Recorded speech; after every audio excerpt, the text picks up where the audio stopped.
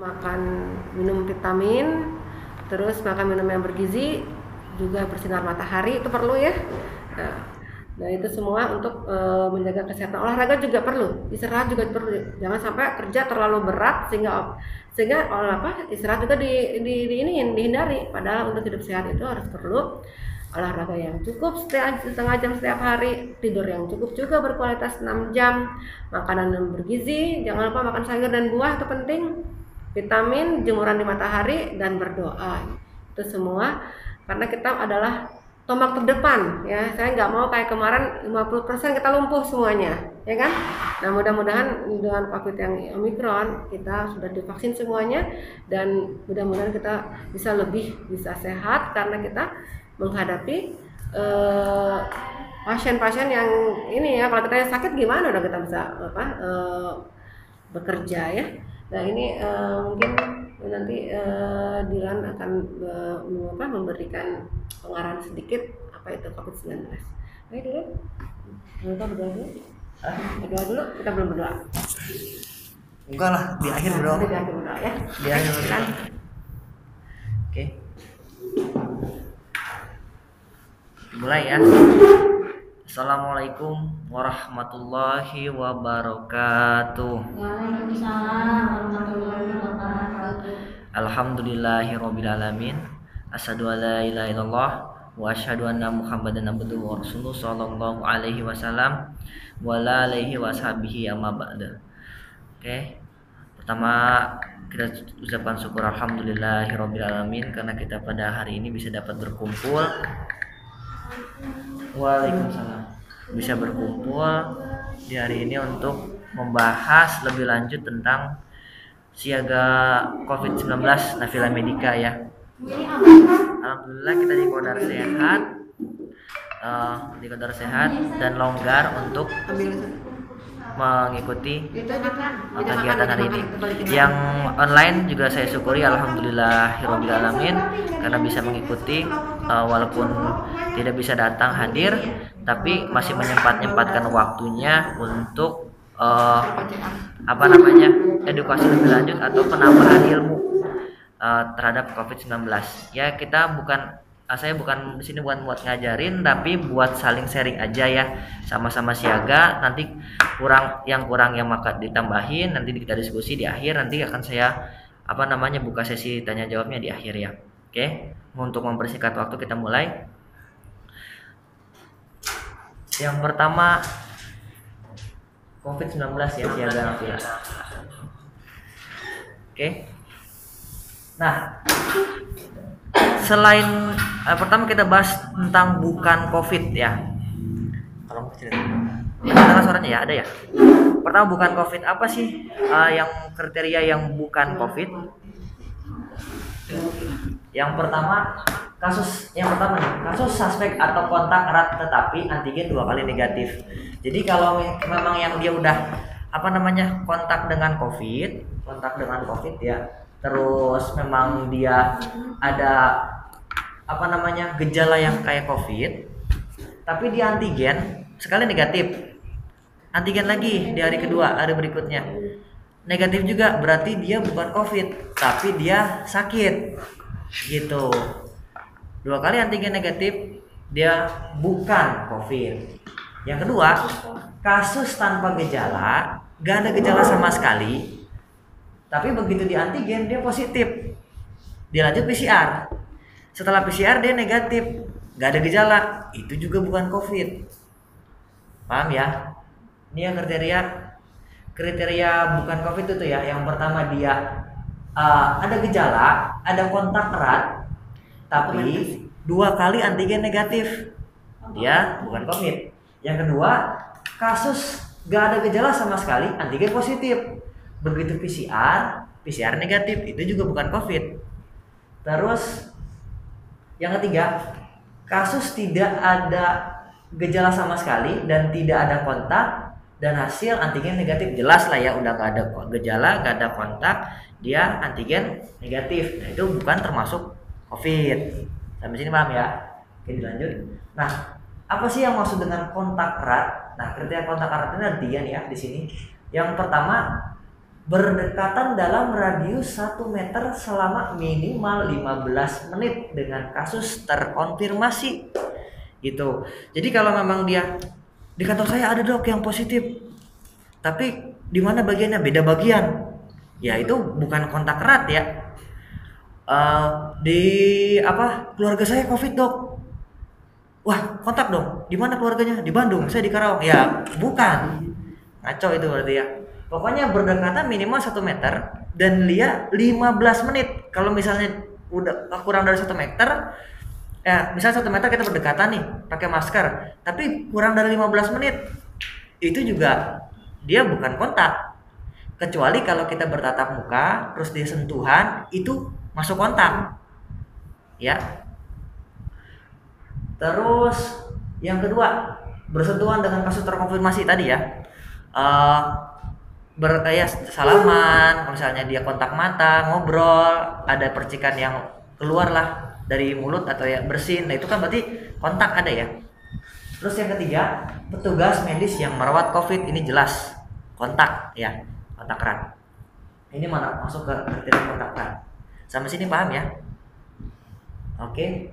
Nah yang kedua nih, beberapa contoh kegiatan yang masuk dalam kriteria kontak erat. Nah ini sekolah. Jelas ya, bertemu dengan secara tatap muka atau bermain bersama tanpa protokol kesehatan. Kita juga nih. Ya, dan ini ada yang positif COVID di sini. Jadi ini masuk ke kontak erat. Terus yang kedua, makan bersama. Jelas ya, makan buka masker dong. Nah, ini termasuk kontak erat dan ternyata besoknya ada yang COVID positif. Nah, udah ini kontak erat. Oke. Terus kegiatan keagamaan sosial seperti takziah, pengajian, kebaktian dan pernikahan. Ini juga termasuk kontak erat. Apalagi kalau pernikahan kan ada yang makan-makannya. Takziah juga ada. Misalnya ada yang lain juga ada makan-makannya, dan itu juga termasuk kontak. Oke, next. Nah, ini suspek. Suspek itu baru curiga COVID. Apa yang baru curiga COVID? Yang pertama, nih dia tandanya pertama, demam akut dan batuk. Demam akut atau batuk, atau ini ada ataunya ya. Dia nggak demam, nggak batuk, tapi ada 3 gejala berikut. Bisa demam, batuk, lemas. Bisa batuk, lemas, sakit tenggorokan. Bisa lemas, sakit tenggorokan, sakit kepala, nyeri otot, nyeri tenggorokan, pilek atau hidung tersumbat, sesak napas, mual muntah, diare, dan penurunan kesadaran juga termasuk curiga. COVID ini baru curiga, suspek. Ada 3 gejala tersebut ya. Demam dan batuk itu udah termasuk suspek, walaupun cuma 2 ya. Ada demam, ada batuk. Nah, itu udah curiga juga. Nah, terus kehilangan penghidu atau kehilangan pengecapan. Saya masker ini kurang kenceng ya. Masker yang itu. Ya, ini termasuk ya kehilangan penghidu. Tadi pasien kemarin saya dapat antigen positif, dia nggak ada gejala keluhan sama sekali, tapi dia cuma hilang penciuman. Ibunya di antigen positif. Gejala cuma hilang penciuman, Pak. Gejala cuma hilang penciuman, nggak ada yang lain. Hilang penciuman, antigen positif. Oh, berarti memang sudah termasuk ya kehilangan pencium. Nggak ada sakit yang lain kecuali kehilangan penghidu tuh rata-rata ya COVID lah. Sama kehilangan pengecapan, dan rata-rata penghilangan pengecapan itu semua jadi asin. Biasanya. Nah, jadi pertama 3 gejala ini udah disebut curiga COVID.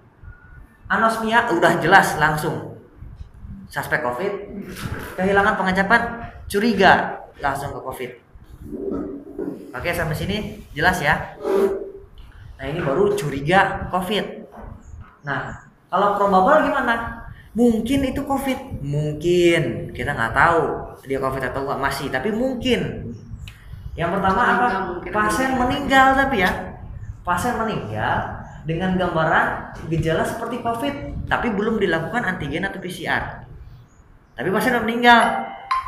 Nah, itu mungkin COVID. Ya. Terus yang kedua, pasien meninggal dengan gejala gambaran kayak COVID dan hasil PCR dan antigen negatif. Tapi pasien meninggal, gejala kayak COVID. Udah di antigen tapi negatif. Jadi sebenarnya pasien meninggal yang gejala dengan COVID itu mungkin COVID. Karena PCR dan antigen itu minimal 2 kali. Oke? Jelas ya, ini yang mungkin. Nah, yang ketiga, nah ini pasti COVID atau terkonfirmasi COVID. Sudah terinfeksi COVID. Apa yang pertama? PCR positif, entah dia ada gejala, kalau dia tanpa gejala, nggak ada gejala sama sekali, PCR positif, udah itu COVID, ya. Terus gejala COVID dan antigen positif, boleh gejala COVID yang 3 tadi, terus antigen positif, udah itu COVID, terkonfirmasi antigen dengan gejala 3 ya minimal ya. Terus antigen positif dalam klaster COVID. Contoh, bapak ibunya udah jelas PCR positif. Anaknya belum ada keluhan tapi antigen positif, udah jelas itu di COVID walaupun dia nggak ada gejala ya. Bingung nggak? Ada klaster kayaknya nih. Oke. Mungkin tadi kena lagi orang. Bulan, selamat datang. Rapatnya sudah telat dah, sibuk amat sih bulannya, super sibuk nih situ lewat mana nih? Oh di mana tuh? Diulang ya. Nah, terus gimana dok? Kelihatan ya Ulan? Kelihatan ya. Diulang ya. Yang pertama kasus pasti COVID itu dia PCR positif. Walaupun dia nggak ada gejala, PCR positif udah pasti COVID. Atau yang kedua gejala seperti COVID tapi antigen positif, nah udah itu dia COVID. Atau yang ketiga dia antigen positif dalam klaster COVID. Oke ya, jelas ya. Oke, nah COVID, nah sekarang kita masuk ke derajat keparahan COVID. COVID tanpa gejala atau yang ringan ya, kondisi COVID paling ringan pasien tidak ditemukan gejala. Tadi dia nggak ada gejala sama sekali, PCR positif. Atau dia nggak ada gejala sama sekali, 2 kali antigen positif. Jelas itu. Tapi dia COVID tapi dia nggak ada gejala sama sekali, bagus berarti ya. Tapi dia bisa menularkan, bisa menularkan. Itu jadi masuk ke dalam isolasi ya, tetap masuk gejala, masuk COVID tanpa gejala. Yang kedua, COVID derajat ringan. Nah, 3 gejala ya, yang tadi minimal 3 gejala, kelelahan dan sebagainya. Terus dengan catatan saturasi oksigen lebih dari 95. Itu gejala ringan. Ringan tuh 95 lah ya. 95 ke atas ringan. Yang ketiga udah masuk sedang. Oke, jelas ya. 3 gejala tadi antigen positif, tapi SPO di atas 95 itu gejala ringan. Oke, next. COVID sedang atau ini sebenarnya dalam medis pneumonia. COVID-19 sudah masuk pneumonia. Apa pneumonia itu? Pneumonia itu semua gejala sudah masuk ke dalam paru-paru. Pasien dewasa saturasi oksigen 90 sampai 95. Udah masuk pneumonia ini. Tanpa pemberian oksigen, nadi cepat dan sesak napas, ada batuk. Masuk ke pneumonia ya. Kedua, pasien anak napasnya cepat. Kalau kurang dari 2 bulan, nah ini yang dicatat. Respirasi lebih dari 60. Kurang dari 2 bulan. 60 kali. Pentingnya suka lupa nih. Usia 2 sampai 11 bulan. Respirasinya 50 sama dengan atau 50. Usia 1 sampai 5 tahun lebih dari 40. Usia 5 tahun lebih dari 30 kali. Ya, ini untuk anak. Sering kekecoh. Dok, ini sesak berat, Dok. Baru 1 bulan. Saturasinya RR-nya apa? Napasnya 30 kali. Ya, enggak, itu enggak sesak. Umur berapa itu tuh? Kurang dari 2 bulan 30 kali. Misalnya, ya enggak lah. Normal ya. Kalau 30 kali itu biasanya dewasa.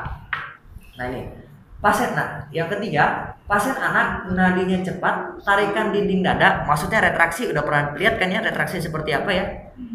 Sesak, batuk dan sulit bernapas. Kapalnya gimana nih suka lupa nih? Kapal ini nih lebih dari 60 suka lupa banget. Ya nanti di-share Terus lah. aja Min dimasukin ke itu Min nanti UGD. Ya kalau nggak nanti Di apa? slide-nya di-share deh. Slide-nya Enggak, di-share. dibikin aja di kertas itu bulan di apa namanya? Diketik, udah gitu taruh ditempel di poli. Kita suka lupa ini. Ibu yang Si Pauli itu juga suka lupa kan?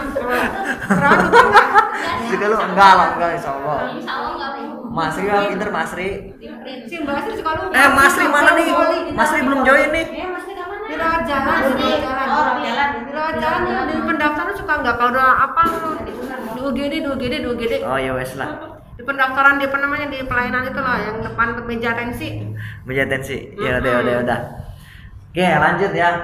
Ini ya, tadi ya retraksi dada sama sesak dan batuk dan sulit bernapas ya, pneumonia sedang ini. Nah, COVID kategori sedang atau disebut dengan pneumonia COVID-19. Nah, COVID berat atau pneumonia berat apa nih? Untuk dewasa saturasi oksigen kurang dari 93. Si Wulan masuk nih Wulan, Mimin. Iya, siapa nih yang kemarin kayak gini nih? Berat dirawat di sini kemarin tuh sebenarnya. Pneumonia berat kemarin itu. Berat itu. Kalian tuh masuk ke berat. Luar biasa kalian bisa sembuh ya. Itu nggak ada yang Alhamdulillah Bulan. atas izin Allah ya. Terus napasnya cepat 30 kali per menit untuk dewasa. Jadi kalian tuh bener-bener gak bisa lepas dari oksigen. Itulah COVID berat ya, pneumonia berat. Untuk anak-anak Oksigen itu. oksigen Oksigen itu mahal, makanya harus bersyukur kita bisa dapat oksigen tanpa bantuan oksigen kan. ya alhamdulillah. Kalau untuk anak ada sianosis atau kebiruan ya, bisa tangan, tapi ini biasa sianosis sentral ya, bibir dan saturasi oksigen tadi ya kurang dari 93. Sama adanya letargi ya, tidak mau menyusui ya, ketidakmauan menyusui ya. Jadi dia apa? Refleks hisapnya lemah. Gitu, malas menyusu. Terus dia ada mengantuk atau merintih ya, atau ada kejang. Itu udah masuk COVID berat ya. Oke, next. Nah, ada namanya ARDS. ARDS itu Acute Respiratory Distress Syndrome. Ini kriteria kritis. Kritis ini dia masuk Ambil itu kursi di sana tuh di meja makan, dibalikin lagi. Meja makan. Cimai. Jam 8 atau jam 10. Ya udah nggak apa-apa. Sayang banget tapi ya nggak dapet ini ya. Ya udah nggak apa-apa, nanti di ini aja Kenapa di siapa yang ngelarang YouTube ya. Amit tuh jaga. Ya udah nggak apa-apa. Nah, balik lagi nih ARDS, Acute Respiratory Distress Syndrome. Ini harus dirawat di mana nih? ICU, HCU, PICU, NICU. Berarti ini udah masuk ke ruangan yang intensif ya. Terus ini disertai dengan sepsis dan shock ya. Parah ini. Terus membutuhkan alat penunjang hidup. Aduh. Kayak ventilator atau Untung nggak ada ECMO atau posisi di vasopresor. Ini udah jelas Rumah sakit. rumah sakit. Sebenarnya dari gejala sedang juga harusnya di rumah sakit tuh. Ah. Baulan. Rumah sakit tuh. Mimin. Rumah sakit. Bapak itu juga sama. Bapak. Nanti udah masuk. Dia masuk Om Ucok. 3 enggak Om Ucok. Om Ucok itu masuk rumah sakit tuh harusnya. Satu lagi tuh masuk rumah sakit benar terus teman bapak si Pak Tatang. Pak Tatang. Pak Tatang. Putih Iya, semua, masuk. alhamdulillah hidup rezeki semua itu loh bener. Alhamdulillah itu. Bisa Mai. Nah, dekat Eli sana ada dokter, sana mau jauh-jauh. Oke, Mai, nggak apa-apa ya, nanti ngikutin dulu aja ya. Ya, nanti Nanti aja. kalau di akhir mau tanya mangga ya, nanti bisa diulang Ini kok. nggak kelihatan di sini. Kita fleksibel aja kan ya. Oke, lanjut ya. Nah, sekarang masalah pemeriksaan PCR. Oke. 1. Pemeriksaan PCR atau swab di hari 1 dan hari kedua. Bila hari pertama positif, berarti hari kedua nggak usah di swab lagi. Tapi PCR hari pertama negatif dengan gejala COVID, hari kedua PCR lagi. Gitu ya. PCR itu sebenarnya 2 kali, hari pertama dan hari kedua. Kalau hari pertama positif nggak usah lagi ya hari kedua. Tapi kalau hari pertama negatif gejala COVID seperti COVID dan ada kriteria ada kontak, di hari kedua di PCR lagi. Oke, jelas ya. Terus yang kedua, PCR berkala untuk pasien berat dan kritis. Tadi harusnya baulan yang TLI dan temannya itu Om Cok itu dari positif di hari pertama 10 hari kemudian itu di PCR lagi. Di PCR lagi 10 hari dari PCR positif sebelumnya. Bila ditemukan PCR positif, nah itu yang kedua ya. Jadi untuk pasien berat dan kritis. Nah, yang ketiga nih, Kapan dilakukan PCR lagi nih? Bila ditemukan PCR positif dari pasien bebas demam 3 hari, maka pertimbangan positif persisten atau pertimbangan nilai CT palio dari dari PCR itu. Maksudnya gimana? Jadi dia positifnya itu bisa berkelanjutan sampai 4 bulan, tapi dia sudah bebas COVID sisanya. Jadi kapan dikriteриai pasien sudah sembuh COVID? Kalau dia 10 hari isolasi ditambah 3 hari bebas demam atau bebas gejala. Bebas demam sih, intinya bebas demam, bebas batuk. 3 hari, 10 hari isolasi diikuti dengan 3 hari bebas demam dan batuk. Kalau masih hilang penciuman nggak apa. Kalau pengecapannya masih asin nggak ada masalah. Kalau masih lemas-lemas nggak ada masalah. Pokoknya 3 hari bebas demam dan batuk. Tapi batuk suka lama tuh kayak lama banget. Nah, lama banget ya. Ya atau begitu 10 hari PCR negatif, udah bebas. 10 hari kemudian PCR negatif. Oke? Bingung nggak? Kalau masih positif 10 hari? Nah, dengan tanpa gejala, hari ke-10 masih positif, 3 hari udah bebas kerja, masih positif, pertimbangkan positif resisten. Berarti dia bakal positif terus sampai 4 bulan. Ya kayak dokter Arif.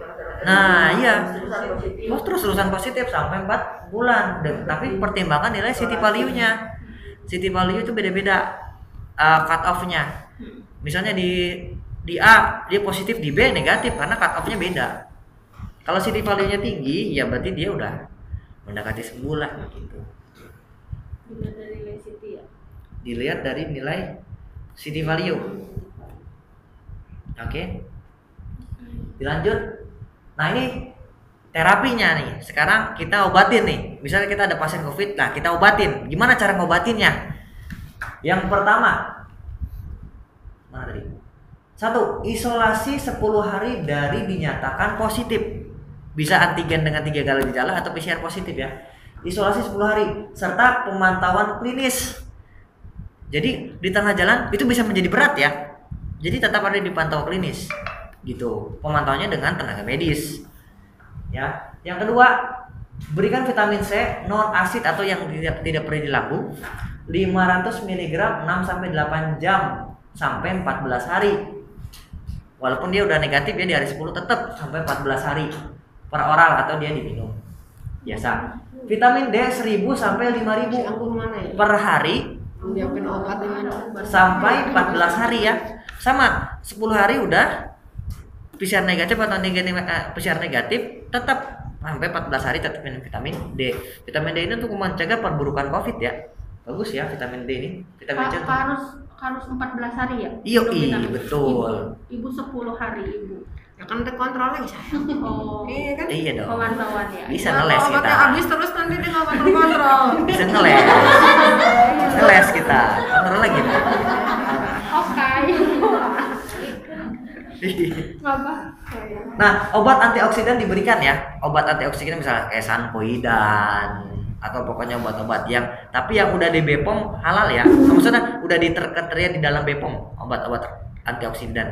Atau enggak ya udahlah gini aja jus buah naga deh, antioksidannya banyak. Jus buah naga, jus apa pokoknya yang lain lah antioksidan. Oke, sampai sini ya jelas ya. Kriteria tanpa gejala. Oke, next. Nah, ini multivitaminnya ya untuk anak 1 sampai 3 tahun 400 mg per hari, untuk 4 sampai 8 tahun 600 mg per hari, 9 sampai 13 tahun 1200 mg, 14 sampai 18 tahun 1800 mg. Pokoknya durasi itu sampai 10 sampai 14. Kalau bisa sampai 14 udahlah biar dia pencegahan sakit berikutnya. Nah, ini untuk kriteria untuk anak ya. Vitamin D kurang dari 3 tahun 400 unit per hari. Anak-anak 1000 ya per hari. Jadi minimal 1000 sampai 5000 itu. Tapi kalau kurang dari 3 tahun 400 ya. Terus untuk remaja diusahakan 2000 per hari. Jadi kalau ada sediaannya dari fitnya 1000 vitamin D dikasih 2 ya. Anggun nih bu. Iya makasih anggun nih. Pulang. Atau kalau nggak ikut Zoom atau si Anggunnya? Anggun lagi OTW pulang deh kak. Ya nggak apa-apa nanti kita Itu yang apotek sekarang siapa sih ya? Suruh aja ya. Suruh Zoom aja kalau nggak. nggak apa-apa nanti bisa diulangin lagi. Ada tuh kasus anak kan bu soalnya. Oke, dilanjut ya. Nanti kan ini kita kan dikasih kan? Kasih nggak ya? Iya dah, dilanjut ya ini vitamin D. Ada kasus anak kak. Ada 3 orang. Ada 3. Iya. Ya udahlah. Lanjut ya. Itu dari usia ya kak ya, bukan dari berat badan ya? Bukan dari usia. Usia ya. Oh. Oke, lanjut. Iya. Tapi remaja obesitas 5.000 ya per hari ya. Iya. Makanya Anggun kemarin sedikit kadang-kadang. Oke, Nggak lanjut. apa-apa di jemuran matahari juga bisa. Nah, ini tambahan ya. Zinc.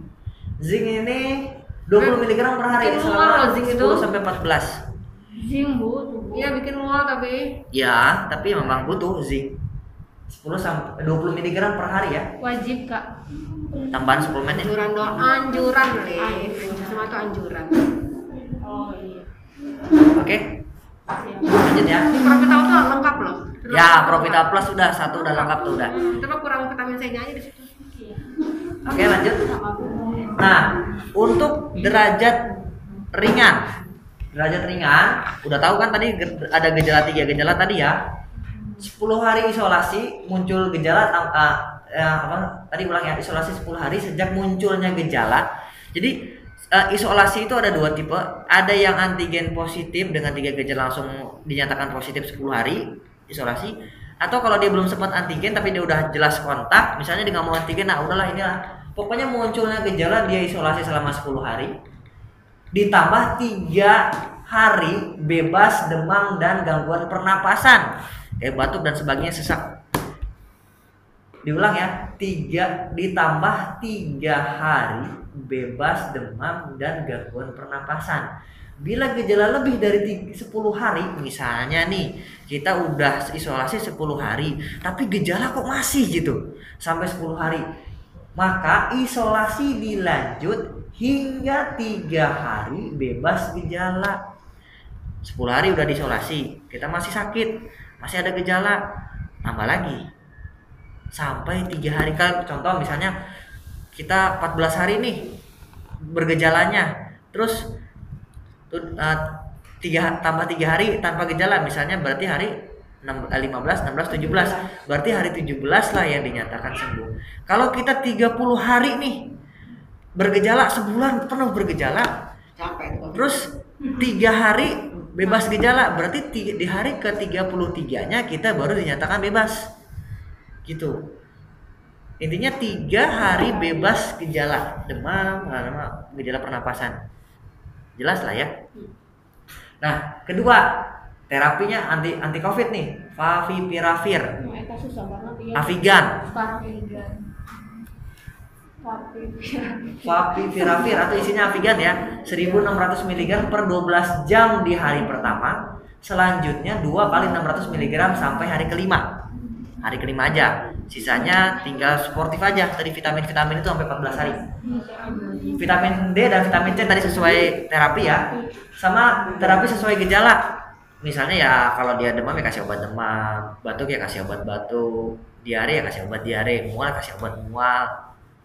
Antibiotik penting nggak? Antibiotik ya kita lihat labnya, leukosit tinggi atau enggak, gitu. Oke, lanjut ya. Nah, gejala sedang nih kemarin nih Mbak Ula dan Teli. Tapi nggak pakai remdesivir tuh mahal banget ya tuh. Remdesivir. Ya pakai antialkoholan aja. Di Dimeran juga mahal itu, 1 juta. Aduh, kakak ada remdesivir di rumah Bu? Ya, tapi kan untuk sedang. Kayak Aristra. Remdesivir dan antikoagulan ya. Nih vitamin C tadi sesuai. Nah, vitamin C-nya bukan dari minum lagi. Vitamin C-nya dirubah menjadi 200 sampai 400 mg per 8 jam dalam NS 0,9%, 1 cc IV. Dan vitamin D 5.000 per hari kalau udah gejala berat. Itu vitamin E. Diulang ya. Jadi vitamin C-nya dalam apa? Piggy bag Kita kemarin 100 pakai pagi bag NS. juga ya, alhamdulillah ya. Kayak ini mah harus di print ya kayak ditempel. Iya, tadi juga ditempel sesak napasnya Kayaknya nggak bisa inget sekali. Iya, ya. bisa ingat. Nggak bisa ditempel. Diulang atau ya?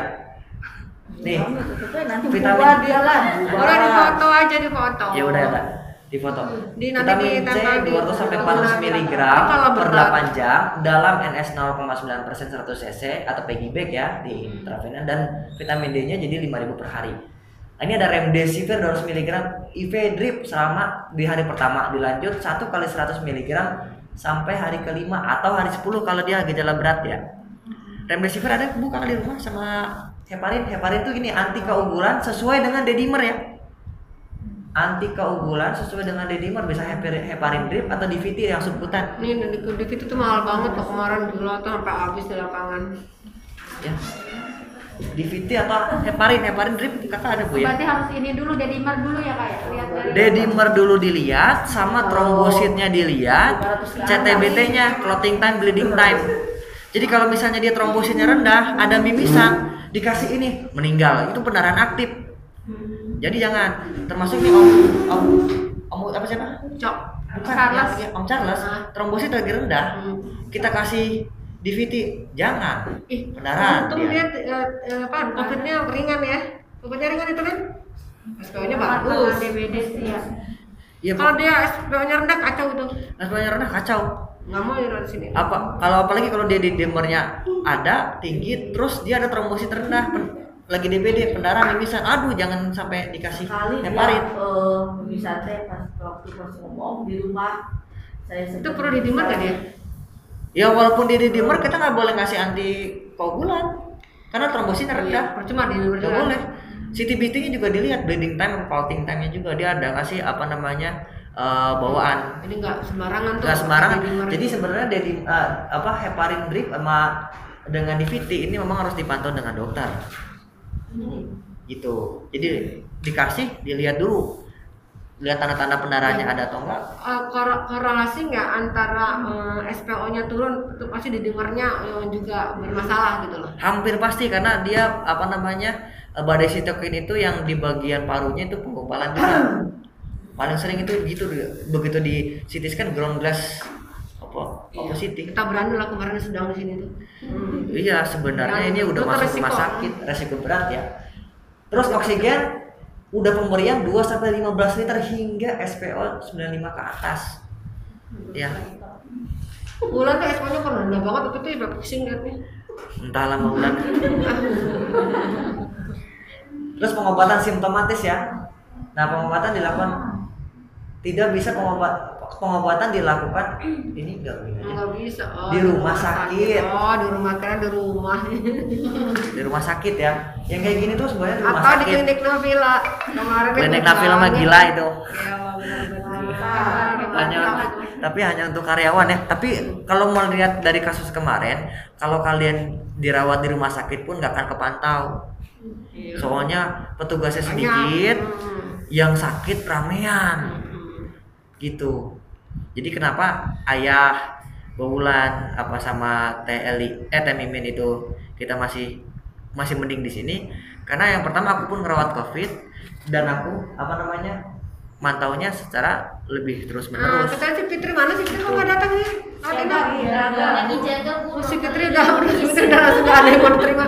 Udah nggak mau, udah begini dah masalah, udah nggak sadar kita langsung. Apa sih Fitri? Iya. Entahlah itu udah berat banget. Fitri tuh alhamdulillah tuh udah punya nyawa itu loh hebat sekarang. Orang dia udah nggak sadar, udah nggak gitu, udah nggak mau. Ya udah gangguan ini ya, udah gangguan Udah delirium. delirium. Udah minta maaf, saya udah minta maaf mana-mana. Ampun lah. Tapi alhamdulillah masih di kodaran sembuh ya. Oke, lanjut. Nah, untuk kritis, aduh jangan coba-coba lah. Udah rujuk. Ini ICU, HCU atau PICU dan NICU ya. Karena dia butuh alat sportif kayak misalnya alat apa namanya? Obat untuk pacu jantung, untuk dia tidak shock, untuk apa ventilator, pernapasan, atau dia ECMO. ECMO itu dia pemberian O2 secara pembuluh darah. Jadi O2-nya bukan lewat ini. Ya loh. Pembuluh darah dikasih O2 langsung. Mantap ya. Mantap ya. Kayak Paru-parunya udah gak berfungsi soalnya. karena parunya Gimana udah robot tuh jadi robot tuh. Dia udah nggak paru-paru begitu dibuka langsung mati juga tuh paru-parunya nggak berfungsi kan. ya enggak lah ya. Orang Pak itu aja bersih kan? Pak Iya, Endang? Pak Tatang. Tatang? Pak Tatang tuh sekarang dirasa lagi udah bagus. Bagus kan? Iya. Habis 60 juta kata dia rumah sakit pun 70 juta. Gitu doang. Oke, nauzubillah min dzalik ya.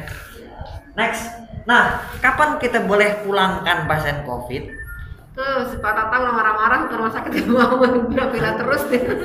Yang pertama, Pulangkan. nih yang pertama dipulangkan ya. Pertama, gambaran radiologis atau penunjang itu perbaikan.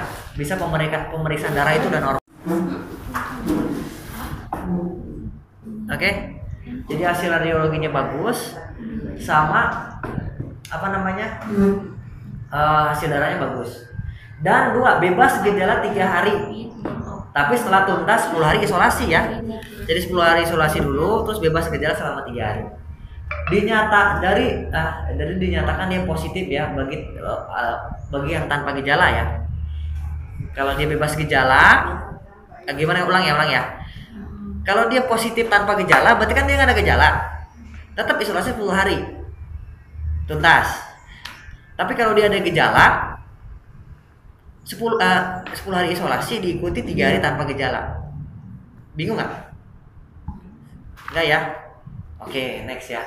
Terus yang ketiga, tetap kontrol ulang setelah 7 hari untuk pemantauan berkala. Apa dia nanti masuknya long COVID atau enggak? Oke? Hari ya. Ya, 7 hari kemudian. Nah, apa itu long COVID? Nah, gejala menetap sebenarnya long COVID itu. Gejala menetap, misalnya keadaan normal, tapi keadaan normal itu COVID itu ada perbaikan setelah 2-6 minggu setelah terinfeksi.